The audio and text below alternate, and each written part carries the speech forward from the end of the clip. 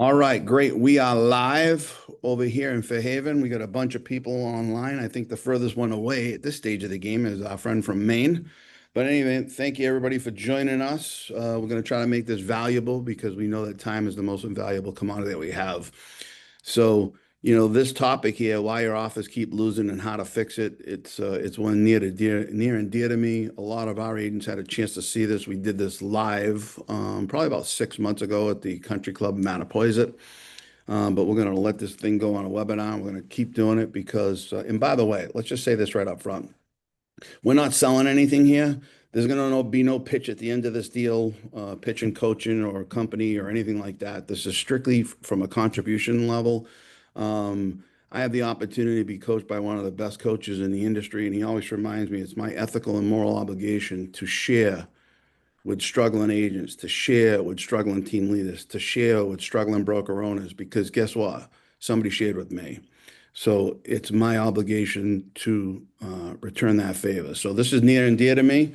So there's going to be no sales pitch here at the end. So just sit down, relax, tune in, pay attention. Because I tell you what, once I understood how this all worked, it totally revolutionized the way I was able to do business. You can just really, really make a difference in your bottom line and getting offers accepted, and how to fix the problems that you currently have. That's what we're going to go over, and we're going to go over it deep, granular. This is even deeper and more granular than I went over the live event 6 months ago. So, for the love of God. Yes, we have some extras today. So, this is the perfect time of year because I really want to get into this because here's what I see. I've been doing this for 25 years as a solo agent first, then a team leader, then a broker owner, and back to team leader. And I've had an opportunity to see this and study this. And this is what I see in the industry. Like we work, and it's football season. So hopefully we got some football fans on here. We work so hard. I watch my agents work so hard to get to the point where they're going to write an offer. I mean, I don't know how many steps or how many conversations or how many touches it takes, but it takes a lot sometimes, right? So here's what we do. Like we're making those calls. There's sometimes we're calling these people 20, 30 some odd times. We're following up with them for a year, 2 years. I mean, you've had some closings that are 3 or 4 years. The lead is 3 or 4 years old, right? Yes, that is true. So here we are. First off, we generated the lead. Maybe you did that yourself. Maybe your team leader did it, broker owner. I know I spend millions of dollars on generating leads for the agents, right? So they have people to work with. But it's like you spend the money on the leads or you're generating the leads yourself, right? So whether we have independent agents on here that are spending money on leads or they're just generating, the bottom line is there's time, effort, or money to do that. So we're generating the leads. Then we're doing our follow-up to get to a presentation, maybe a buyer presentation, maybe a showing at the property. Then we show them a house. Hey, how many times have we shown 5 houses, 10 houses, 15 or more houses, right? And then we finally get to the point, we're talking nights, weekends, time away from your family, your wife, your husband, your kids, your family, friends, whatever it is, right? And you do all this work. And I try to think like this. It's like driving down the field in football. Like you drove 99 yards, you grounded out, like you suffered to push the ball all the way down to the 1 yard line. And now it's fourth and goal, and you got one opportunity. You either score or you don't. That's how I want you to think about the strategy behind writing a winning offer. Because, like, you did all that work, guys. Like, I see agents get to the end, it's like they fumble the ball. It's like they put all this time, energy, work, effort, and they pushed it all the way down and they get to that point where they're doing exactly what they need to do, what they want to do to generate a revenue for themselves, and all of a sudden fumble. Here we go.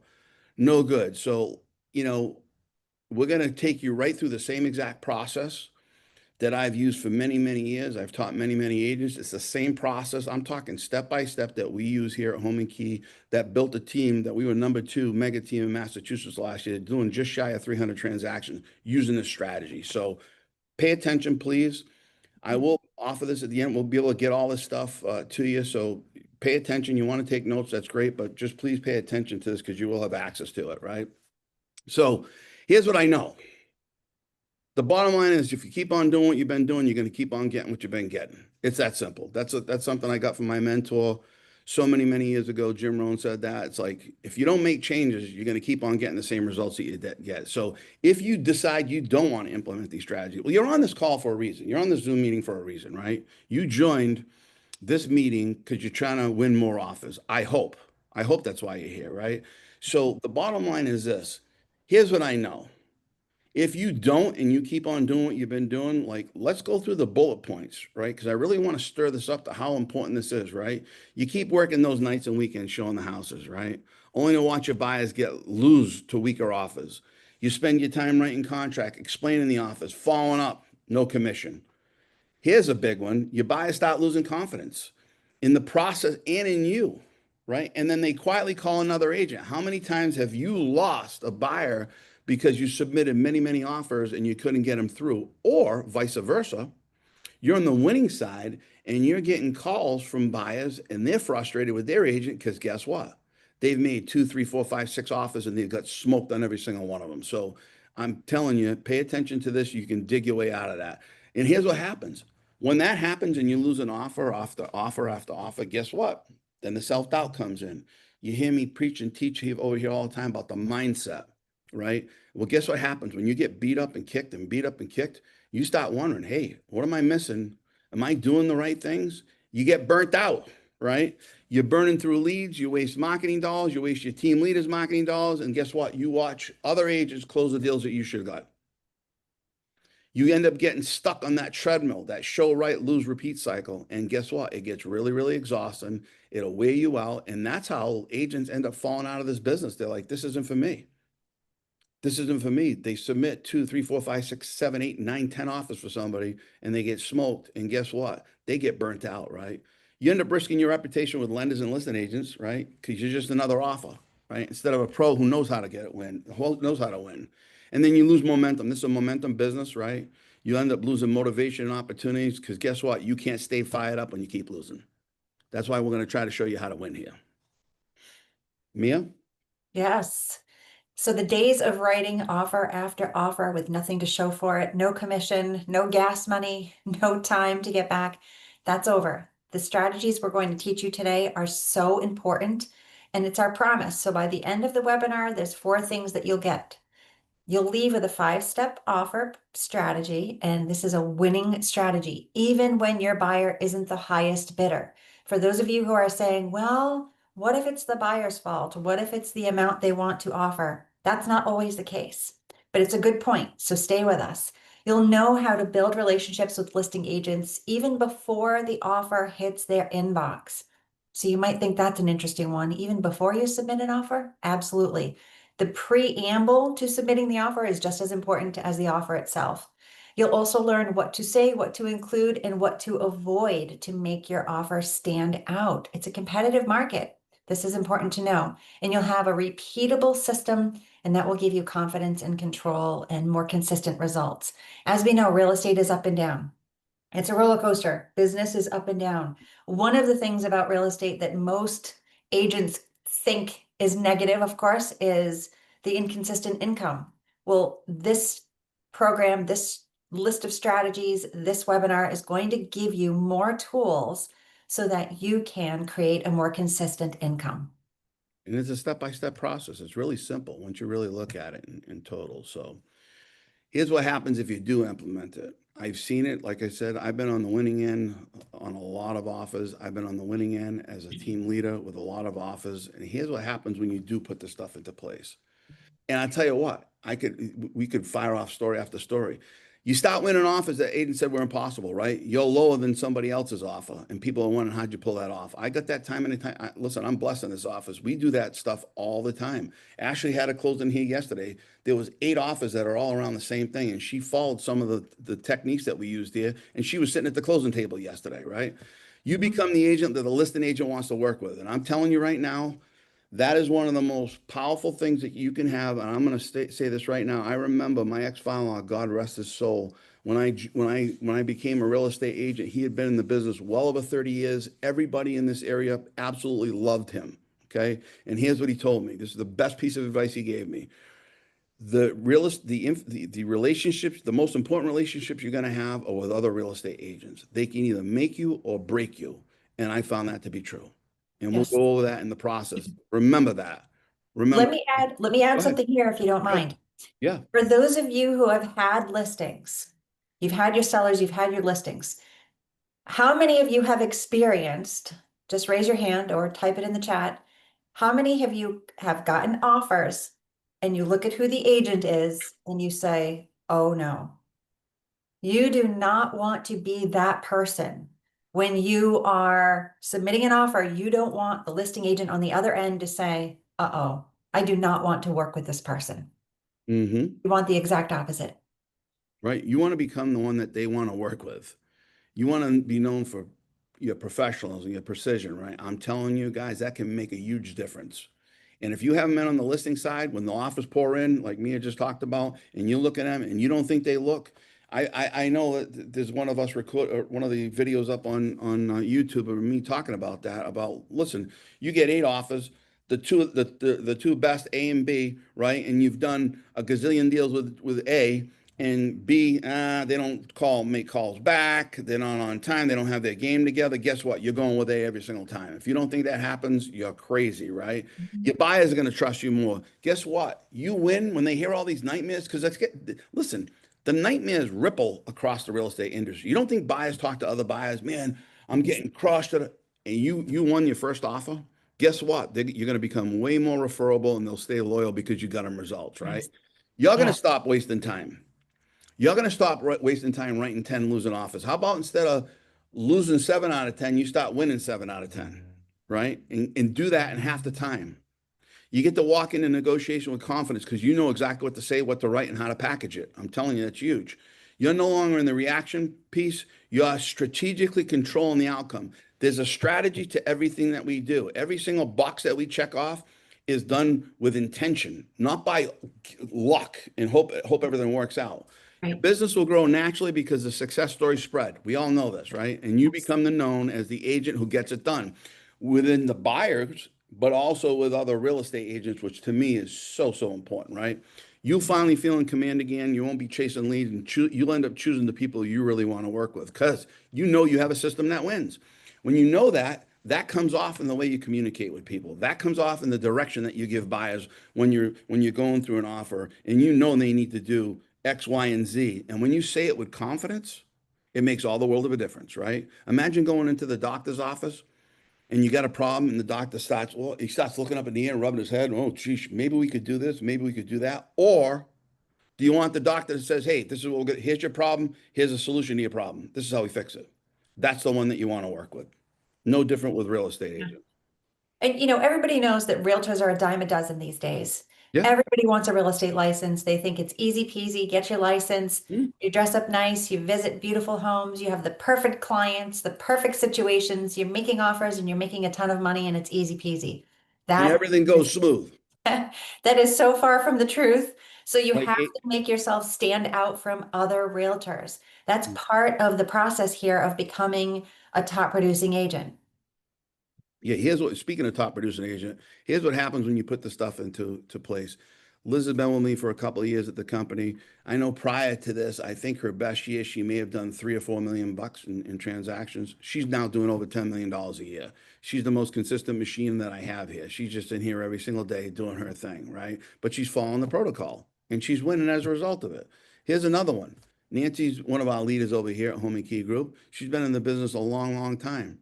Just a few short years ago, she was doing 4 million. She went from 4 million to 12 million in one year, following our principles. So congrats to both of those people. This stuff works, guys, if you work it. Now, a little bit about us because there's some people on the call that don't know us, right? There's a lot of people on the call that do know us, and that's great. But for the people who don't know, because one of the things when I get on a webinar before, I'm like, all right, who the hell are these people? And what credentials do they have to teach me X, Y, Z? I've been in this business I'm a team leader here at the Home and Key Group. I've been in the business for just shy of 25 years. I was a solo agent at a very high level of production, became a team leader, broker owner, back to team leader. But I think a couple of things to pay attention in here. As a solo agent, I was the #1 Remax agent in Massachusetts in the entire state. I was in the top 10 all the time. But I think a couple of things that are really important for this call. I've also built a team that last year we were the #2 mega team in Massachusetts doing just shy of 300 transactions, right? With 27 agents, I think it was. So the bottom line is this. I've been on the winning side, just like it says down in the highlight, over 1,000 offers I've seen accepted using this step-by-step process. That's enough about me. Mia, go ahead and introduce yourself.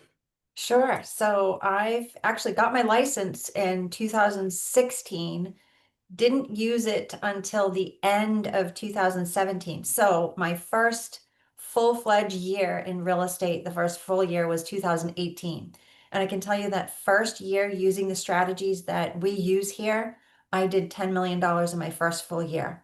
I've closed over $100 million using this process, and I'm at the point now I've always wanted to be able to say this. I've sold hundreds of homes. I think back and I think I never thought that would be possible so quickly, but it's been a successive increase year over year since 2018. Again, that was my first full year. I'm also a success coach and mentor.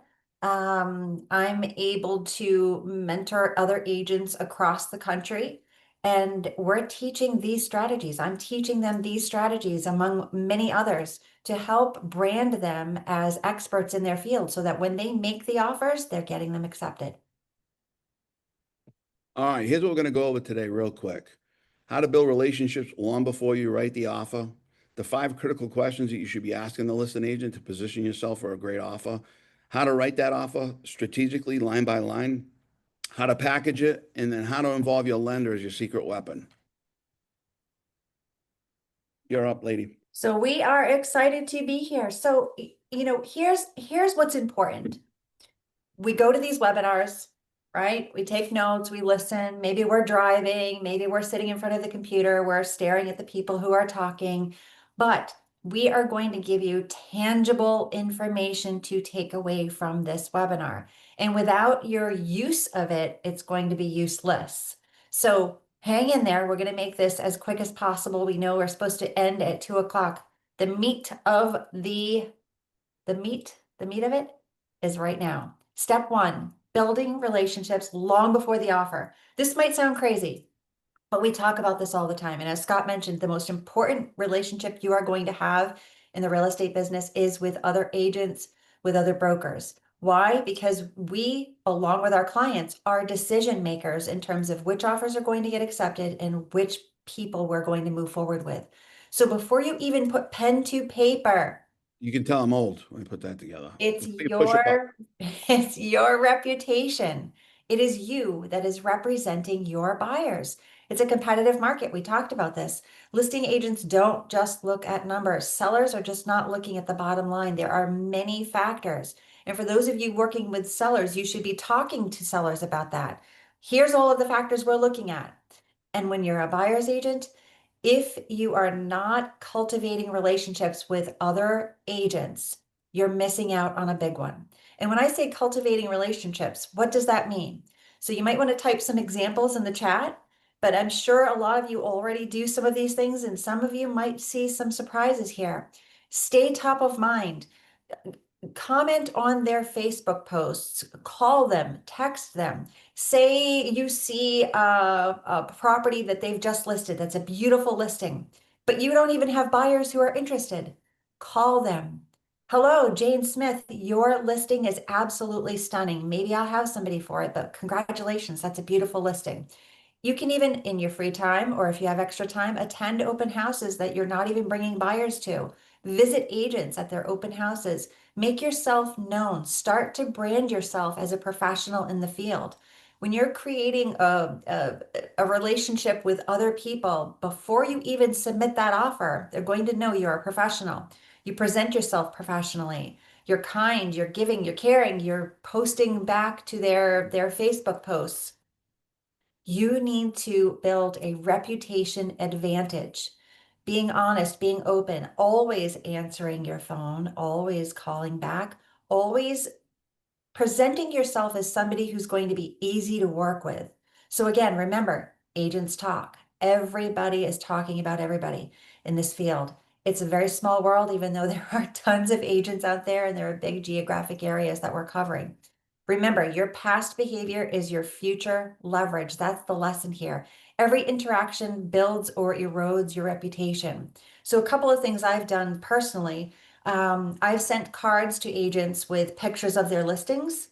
Congratulations on this listing. Maybe a couple of brownies along with the card. Beautiful listing. Maybe I'll have a buyer for it. Maybe I will, maybe I won't, but at least I've acknowledged them. They will remember that. And again, make phone calls, always err on the side of either a phone call or a video. Texting is so impersonal and everybody does it. So make yourself stand out by doing something different. I want to just jump in there real quick because I think this is so important too. It's like, I'm telling you, if you want to rise to the top, you can do this by doing one simple thing: answer your phone. How many times have you called an agent to get into a property, or you're calling them about an offer and they don't respond to the call? So we want to, if you want to win, you can do some simple things like, you're not even gonna believe this: answer the call or return the call. Do what you say you're gonna do. And I'm gonna tell you, here's what you really gotta, if you really, really want to go to the cream of the crop or the cream of the top, however that saying is, it when things are no good, when the news is bad, you need to be even quicker. It's not going to go away. Take it head on and make or take that call, right? And get it out of the way. And I tell you what, you will build respect. Make sense? You good on this one, Mia? Yes. Awesome. All right, let's get into the 5 critical questions that you should be asking the listing agent. Now, listen, this isn't shouldn't be done in an interview, like an interrogation fashion, right? So sometimes you can do some of these at the property itself. Sometimes you can do them in some calls and some texts, right? But the whole idea is this, if we could just get to the point where we understand what it takes to win, right? The seller has X, Y, Z in mind. Wouldn't it be helpful for us to find out what X, Y, and Z was before we submitted the offer? Right? We're so focused on our side. And by the way, this is we'll stop right here on this matter, because the bottom line, we need to advocate for our clients. Absolutely.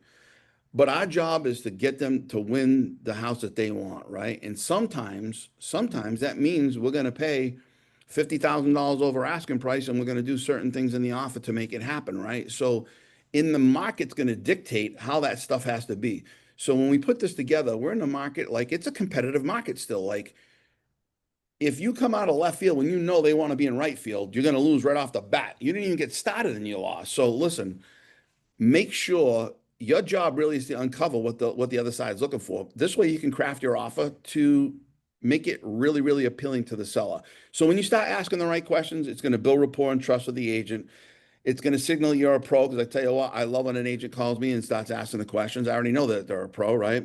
And here's the main thing: it's going to give your buyer a tactical edge on how to structure the offer. They're giving you the intel, they're giving you the inside scoop. Why would you not ask, right? If you don't ask, you're not going to know, and you're going to be guessing. And that's not a good situation to put the buyer in. So here's the questions that we should be asking, right? Besides the price, what's most important to your seller? Why do we ask that? Because here's what ends up happening. That's an opener. That opens a door, and all of a sudden the listing agent a lot of times is going to tell you a lot of stuff that they really probably shouldn't tell you, but you can use. So when you're crafting your offer, you can use that information to support your buyer's offer, okay? So ask that question, let that open up. You'll be surprised. They'll walk in, right? Do the sellers need a time to find a home? We automatically assume, I see it all the time, that a quick close is what the seller's looking for. Mhm. So you got a 75-year-old couple in a house and you want them out in 21 days, and they've been there for 35 years. That's not appealing to them, right? That's not appealing to them at all, right? So, and I'm just using that as an extreme, but you just never know what the seller's really looking for if you don't ask, right? In a really, really competitive market, let's go back like a year ago. Hey, would a rent back be helpful? Right? Because I guess what? You could offer some flexibility that other agents aren't even think about, that could help win the deal if the buyer is willing to do that, right? Hey, what type of financing the seller is really comfortable with? Well, most of them are going to say conventional, but you don't know. You don't know. Is the seller a veteran of the house and they want to sell to another veteran? They're dying to sell to a veteran, right? So you don't know if you don't ask. Here's an important one. Are there any things that they don't want? Specifically things that they don't want in the offer. Why do we want to ask that? Because we can eliminate the disqualify before we even write the offer. If they don't want X, Y, and Z, and we ask for X, Y, and Z, we just blew the deal right off the bat before we even wrote the damn thing, before we put pen to paper or finger to keys, right? Another one. And again, man, you could do some of these while you're at the listing, while you're at the showing, because if you come with your rapid fire 5 questions at the person on the phone, you're going to sound like the state police on a murder investigation. Right? We don't want to do that. Have you got any other offers yet? And what are you seeing so far? I could tell you this, when you build relationships like Mia was talking about, I can tell you several occasions that I've gotten calls after an offer deadline. After an offer deadline, I had an offer and, hey, Scott, you're about three deep on the offer stack. We'd love to put this deal together with you because I know you're going to get it to the closing table. I know that if there's problems, we're going to work together to sort through them and we're going to get it to the closing table with the least amount of problem, with the least amount of hassle, right? Hey, here's what I need you to do, right? So when you build that relationship, but I could tell you, like I said, ask what's going on so you have some idea. And listen, I love it when we get calls on me as listing. We're at an open showing. There's 35 sets of buyers banging through each other at the house, and a buyer's agent's going to call and say, "Hey, will they take below asking price?" You're like, you got to use your head too. You see what's going on at the showing, especially if it's a group showing or an open house. That'll dictate maybe how you should structure your offer too. But ask. Hey, listen, they don't have to tell you anything, but if they do, that's better for your buyer, right? And here's a question that I love. Can I do anything to make your job easier to the listing agent? That lets them know, listen, I'm trying to make this easy and smooth. By the way, I'll advocate for my client. There's no question about it, but we're going to make this process as easy and smooth as possible. And if you've done that with that agent over the past 2, 3, 4, 5 years, and you've sold 2, 3, 4, 5, 10 houses with them, guess what? You've already built that reputation, right? You're gonna probably win the offer. So again, you ask the right questions, you're going to craft better offers. It's that simple. You don't ask, you're not going to have any information to help you or your buyer win. Yeah. Raise your hand if you have, as a seller's agent, have received an offer on a property that you are selling and you have never heard from the agent. Mhm. So maybe their buyer came to your open house, but you've never heard from the agent. All of a sudden, you get an offer. You have no idea who this person is. They've never called you. They've never talked to you. What are the chances that you think that that person is going to be engaging throughout the process, knows what they're doing, is invested in the process, or even knows their buyer very well? Chances are probably not. We are on to step 3. How to write a strong strategic offer. So we're going to go by line on an actual offer. Uh, Every section of the offer is an opportunity to win or lose. Actually, couple of my listings recently, I got offers where the commitment date was way off in terms of where it should be positioned on the calendar relative to purchase and sales and closing date. Purchase and sales date was also way off relative to the other dates in the offer. And if we're not scanning those and looking at those very carefully, we could miss it. When you are an agent putting an offer together, each section is important. So we'll go by that. We'll go through that line by line. Remember, First, this is important because you've built a relationship. You want to represent your buyers in the best light possible. And that is the offer. Remember, we're at the 5 yard line, 10, what is it? What do you no, call no, it? no. We're at the 1 yard line. We're We're at the at the one we're at yard the one line. yard line. We got fourth down, 4th and 1. It's our chance to either score a That's touchdown right. or we lose the game. You're That's either all going to make it or break it. I do watch football, we but do. All right, I'm going to take you through the actual offer itself. I'm going to go basically through the key areas that we gotta put in there. So listen, price, we know how it is, right? But I can tell you this. I have won many, many offers that there was a higher offer on the table, but we made every other piece of that thing so strong that the seller took our offer, right?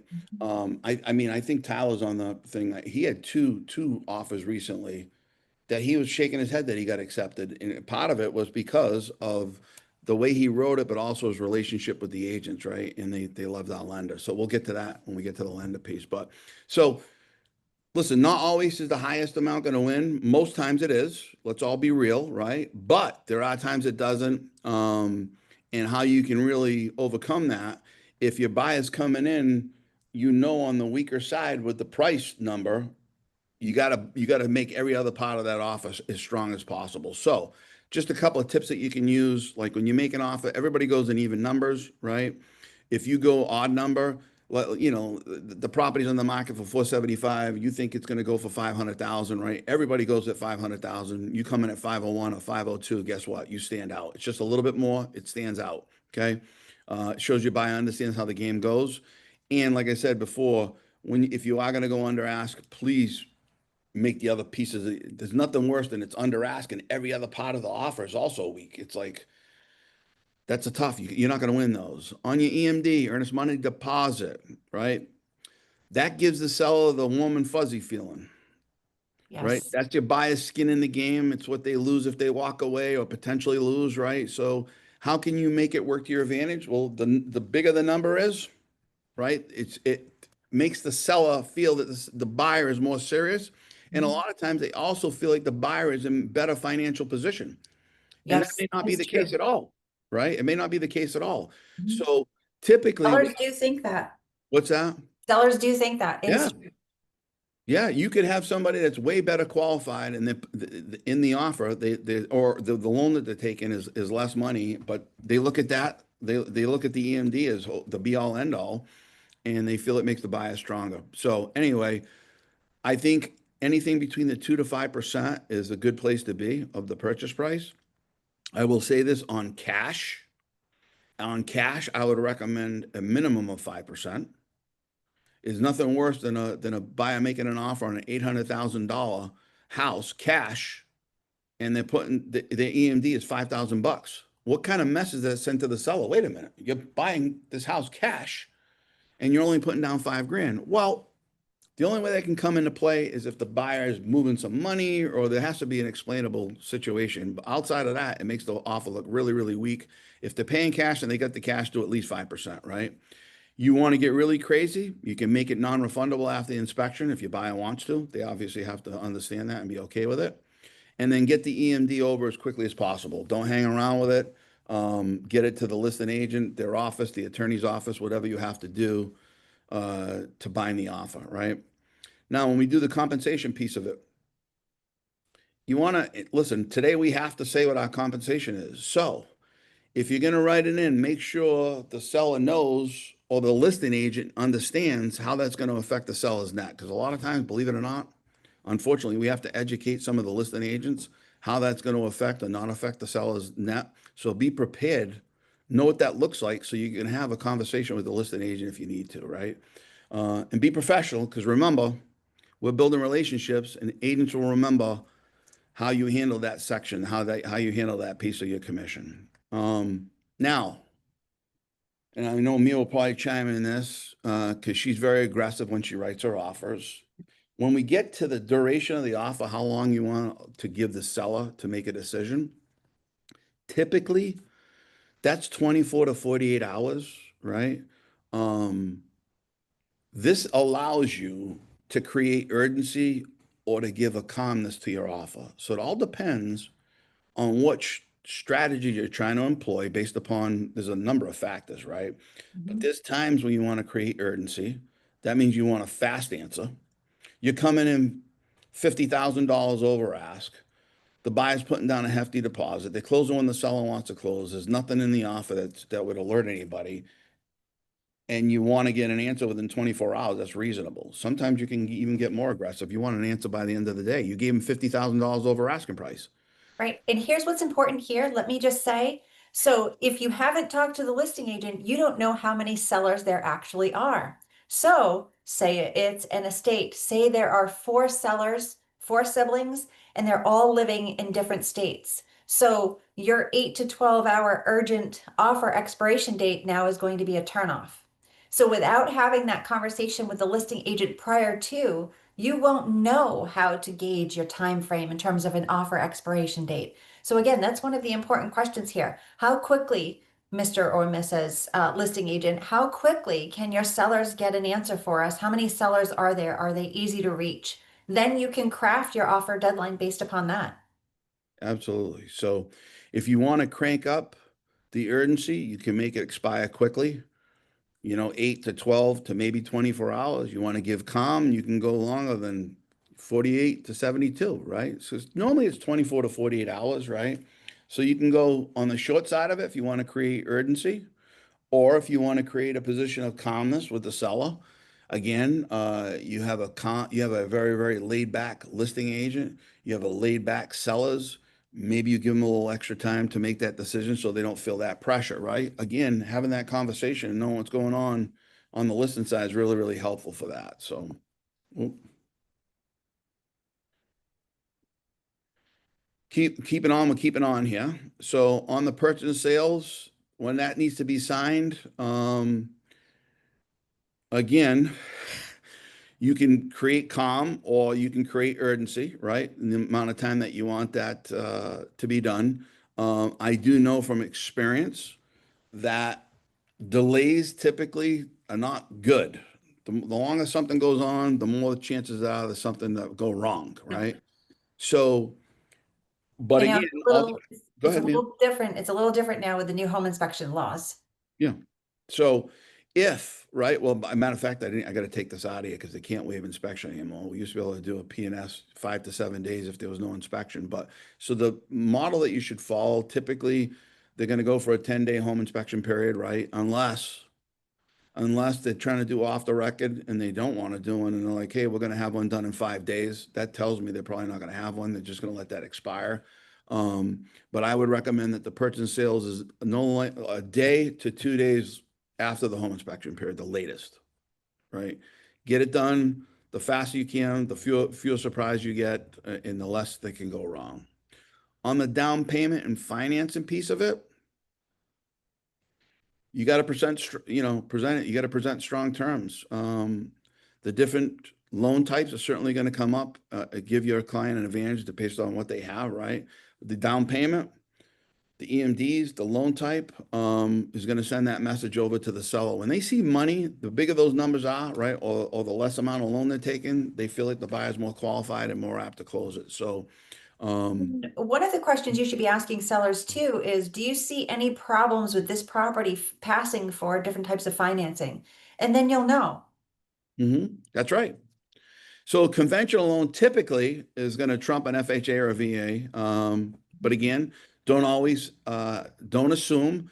Again, back to Tyler, he had two offers that he got accepted in multiple offer situations, very, very competitive, one of which was a VA and the other was FHA. And he's like, I can't even believe this went through. FHA on a multifamily.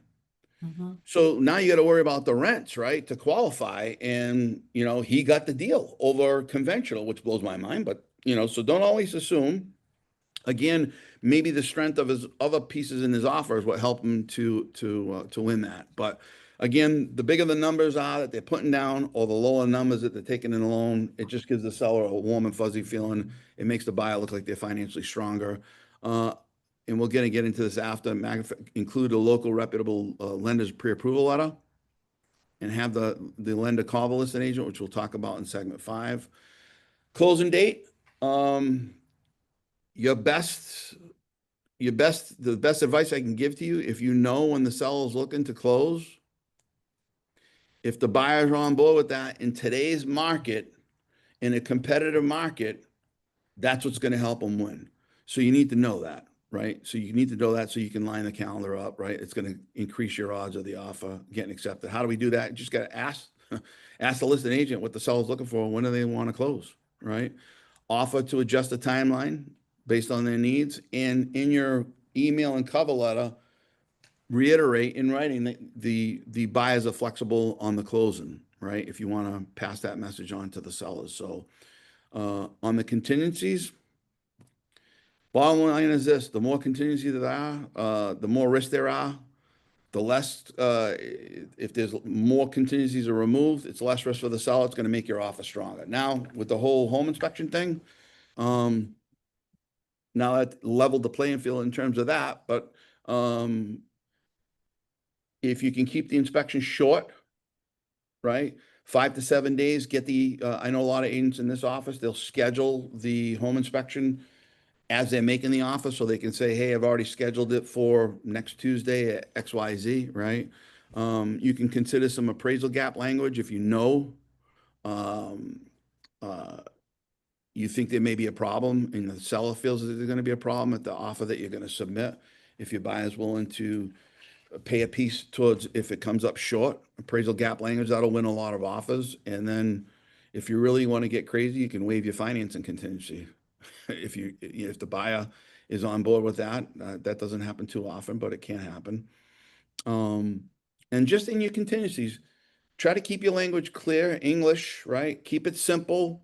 You should consult with an attorney for sure, right? But try to keep it simple. The attorney that we work with, he knows how I like to roll.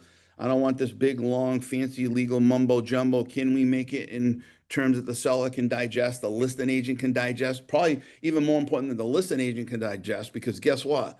Typically, they're the ones that are explaining it to the seller, right? So we want the listing agent to understand what we're putting. So, inclusions and exclusions, right? May I comment on this Go part? ahead. Sure. Oh, goodness gracious. Okay, aside from appliances, this is not the place to start negotiating furniture and curtains and all kinds of other craziness.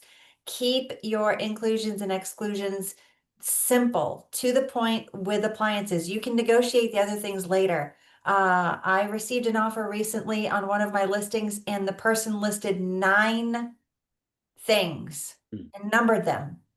Yep. And my seller said, I don't even want to read this. I don't even want to work with this person. This sounds like a difficult person. Hmm. It's short, simple, and sweet. Red flags are flying. Red Like, flags are flying. we're in the business of selling houses. I've seen so many deals go bad. By the way, on the appliances, I'm a big fan of listing like, especially in a multifamily, you know, range and fridge on first floor, range and fridge on second floor, on third floor. I've seen more deals have problems at the end over something crazy because it wasn't clear as to what was staying and what was going. So again, with the market the way it's been and favoring the sellers, it's shifting a little bit, right? The best course of action is to really go after only what they say they're willing to leave. Now you're coming in $50,000 over asking price, and they're not leaving the washer and dryer. You could probably get the washer and dryer at that point, at that price, right? But I'm telling you, if you keep it to what they put in MLS, you can't lose, right? Just clarify it and keep it clean and neat. Simple is better when you get to the contingency pieces.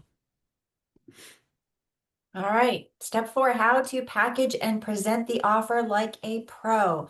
If you're submitting just your offer, your mandatory disclosure, and pre-approval, you are missing out. And if you're submitting them separately instead of one PDF, Stop right there. Let's ask people, raise their hand, if you've ever you're the listing agent and you get an email with an offer and there's 10 different attachments, or multiple emails with multiple attachments. Chat, let's see if we get some hand raises for it that. is so Oh, they're raising their hands. frustrating. Yep. Frustrating for You sure. lost already. Yep. You lost the fight already. The listing agent is already aggravated with you. So the first thing you need to do when you are going to submit an offer is to look in MLS for instructions. If there are instructions there, follow them to a T. You can also send, if there are no instructions, send a message or call when you're talking to the listing agent. How would you like me to submit this? Do you have a preference? They will tell you.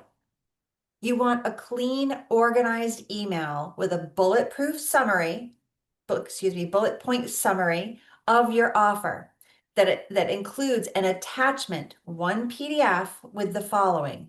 So you've got your offer, obviously your pre-approval, the cover letter that goes along with it, contact information for your buyer's side of the transaction, meaning your transaction coordinator, the closing attorney, who that's going to be. Loan You want officer.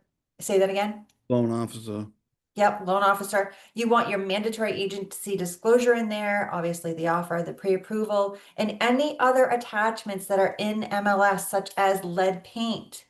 So when you're putting your PDF together, you should have your cover letter and then all of the other components of the offer, along again with some lead paint or other document that's listed in MLS as needing to be signed. Follow the instructions carefully. That one PDF is so important. Have it all in there. And then follow up with the listing agent. Call them, text them, email them. Make sure that they have received the offer. The other thing we've noticed over the past few years with the competitiveness that's been happening, uh, How many listing agents have said, oh my gosh, I don't think I received that offer? Hmm. You do not follow up. Your offer could be in spam. Your offer could have gone to a listing agent that's not organized. They could have gone to the wrong email. Follow up and make sure that they are confirming receipt of that offer. You know, before we even leave this page, I had a new agent in the office that had a couple listings, worked with a ton of buyers, and said to me when the offers started coming in on his listings, he was flabbergasted because he was like, "Oh my God, I thought everybody submitted offers the way we do." No, like he's like, nothing's right. And I'm telling you, like, if you don't get anything out of this, but make sure you send your stuff in one PDF, you're ahead of the game when you started today. Because it's amazing how people send offers. But anyway, If you're also using dot loop or some sort of signature program like that to send your offer, please also accompany it with an email with the offer attached as well, because sometimes those systems also don't work correctly and somebody might not receive your offer. yeah, download that thing and submit it with your regular email. Include it with your regular email, one PDF with the bullet with your email. It's got the bullet points. Mhm. Remember, you get that one One chance. chance to make Make a the first best impression. impression. All right. Step 5, who's your secret weapon? How many people are not partnered up with a preferred mortgage lender? Raise your hand. Hopefully there are no hands. All right, you've got to have your Oh, partner lender. This is your secret weapon. Scott? no, L just raised a hand. We got a preferred lender. We'll make sure you're all squared away with that. But go ahead, Mia. There it is. All right. So your lender is your secret weapon, right? The lender is the one that's going to make this deal happen.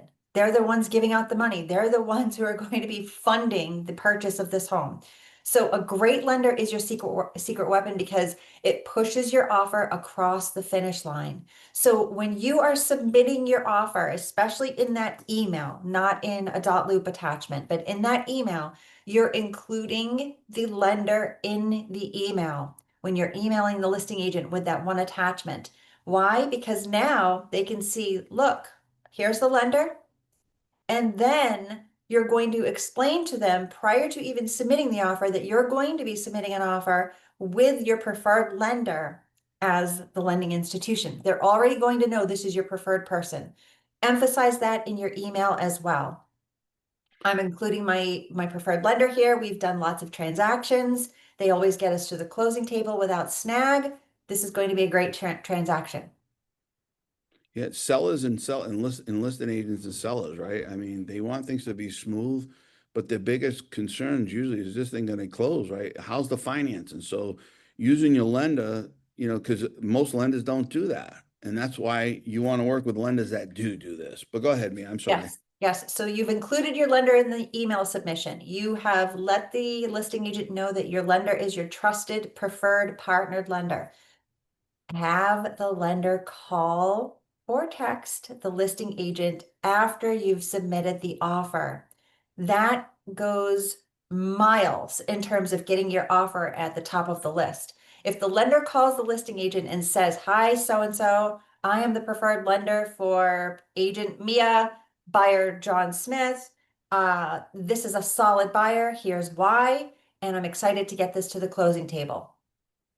That's how you win. That's how you That's win. how you win. I'm telling you. Like you say to the lender, you say to the listed agent, and they ask because they'll ask, right? Oh, do you know this lender? Hey, this is my preferred lender. I've been working with him for 20 years. He's closed hundreds of transactions for me. We're on top of the game. I'm gonna have him reach out to you. Now he reaches out to him. Hey, I run the buyer's credit. He's this, he's that. It's already gone through underwriting, whatever the situation is. This guy's ready to rock and roll. Boom. That's gonna go a long, long way.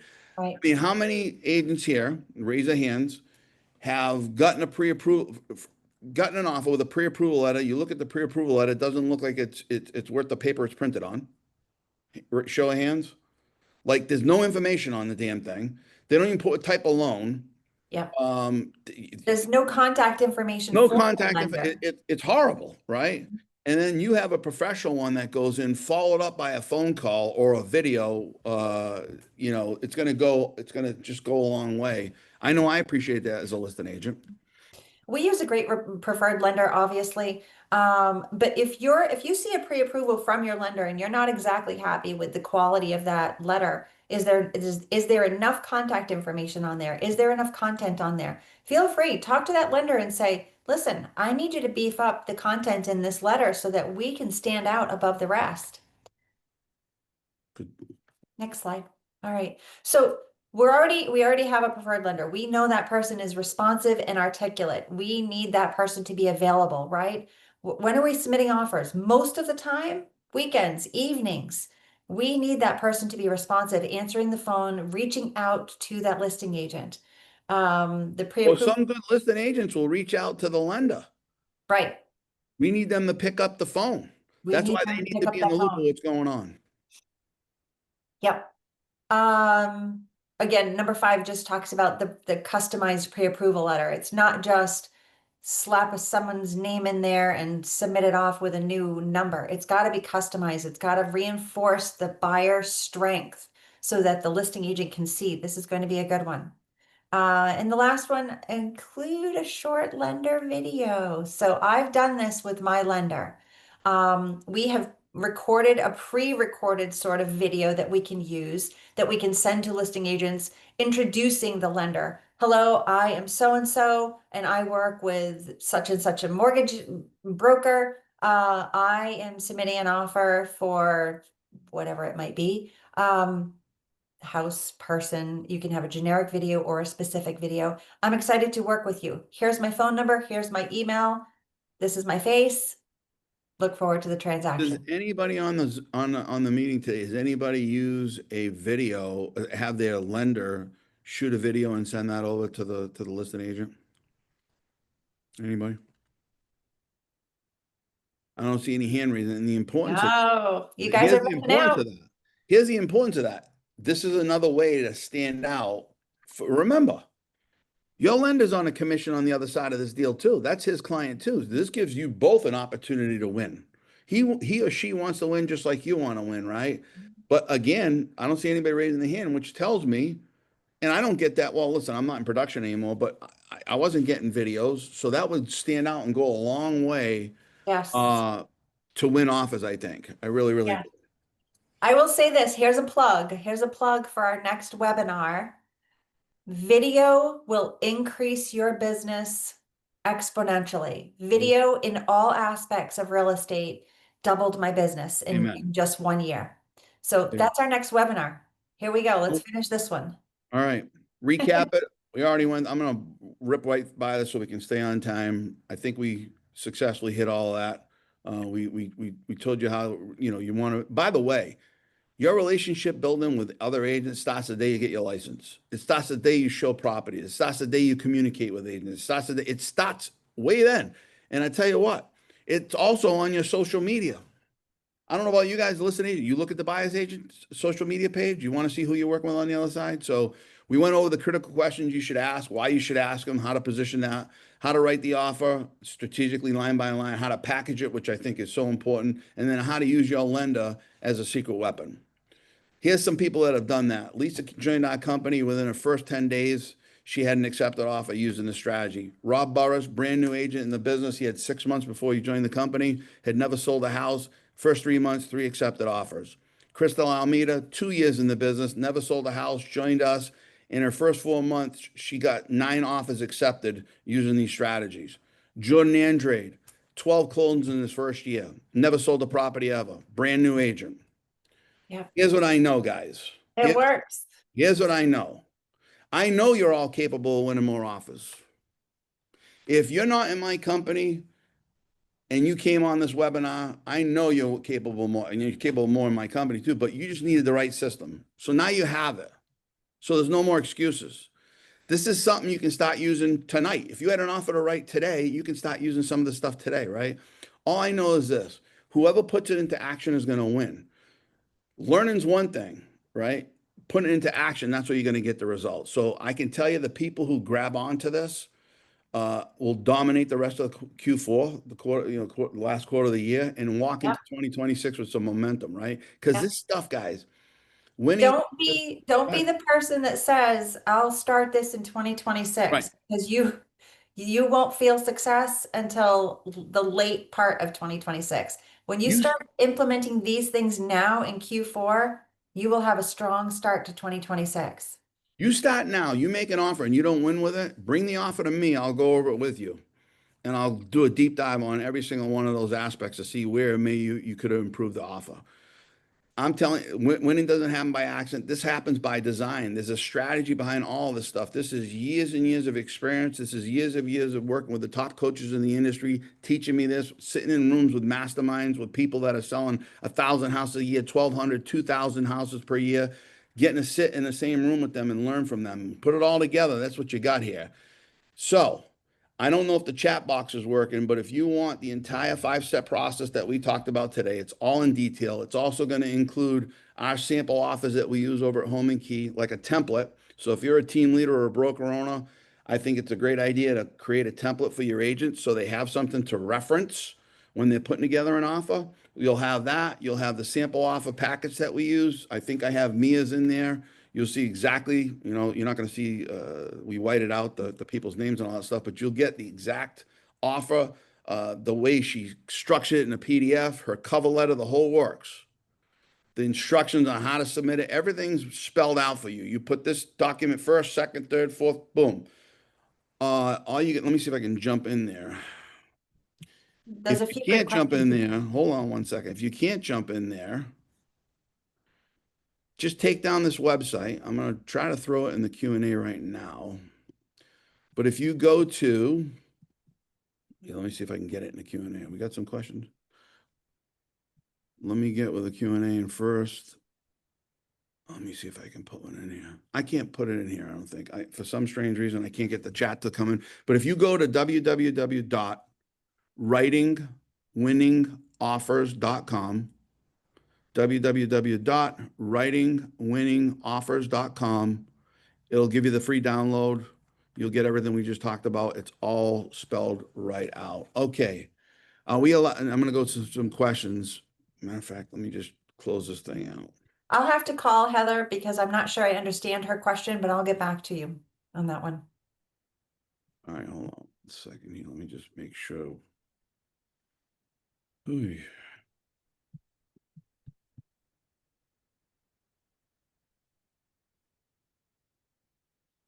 Can't get me out of here. All right. I wanted to.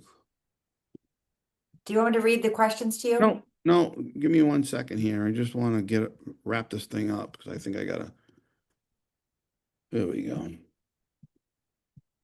Oh, all I had left was any questions, put them in the chat. We're doing Yes. that now. I'll stay on as long as we have to, Amir. We We'll made see. pretty good time, pretty good Yeah, we did. time. We're right on the money. And then the last thing, if you don't, there it is. There's the download, writing winning offers. You can get it there.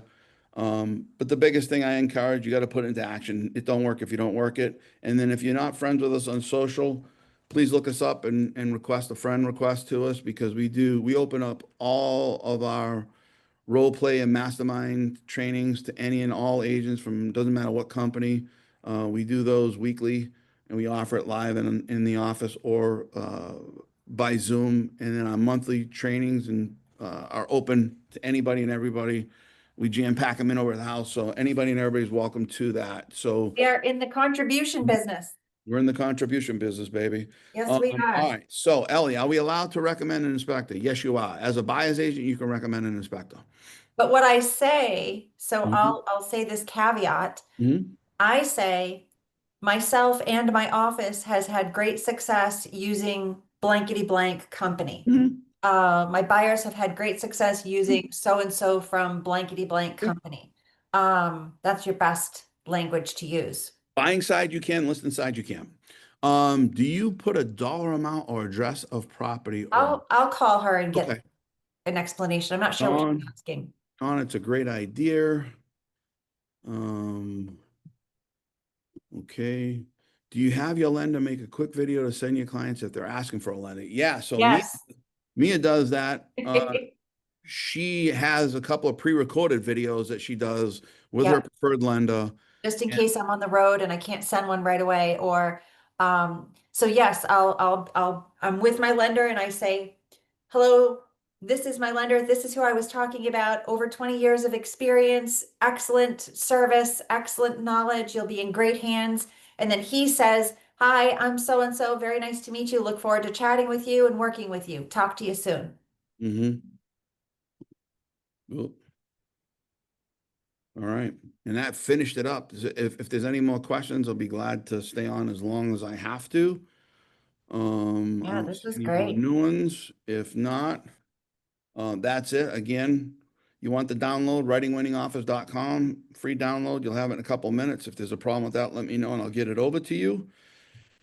This was excellent. Thank you for coming, And everybody. We certainly jammed a lot into 1 hour. This was what, 2 hours in person? yes, probably an hour and a half in person. Yeah. Yeah, We did it. I burn off a lot more calories in person because I pace the room. Sitting behind the desk here was a little tricky. But in any event, we want to thank everybody for joining. If there's no more questions, we're going to sign off and we'll get the recording. The recording will be available and I'll get it to everybody that attended, and anybody that didn't, we'll get it out to them. Yep. Keep us So posted with questions and look forward to the next time, the next topic. there we go. All right, guys, thank you. Thanks for everybody. We're leaving.